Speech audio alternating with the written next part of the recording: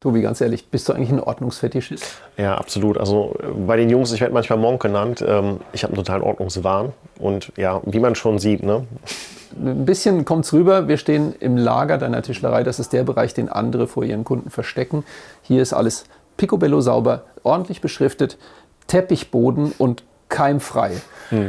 Warum treibt ihr es so weit auf die Spitze? Ja, das gehört einfach dazu. Und du willst die Leute ja vernünftig abholen. Du willst einen durchgängigen, ordentlichen Prozess haben und eine gute Arbeit abliefern. Und dann ist das für mich auch eine Grundlage mit. Großes Kompliment, ich finde es super. Danke.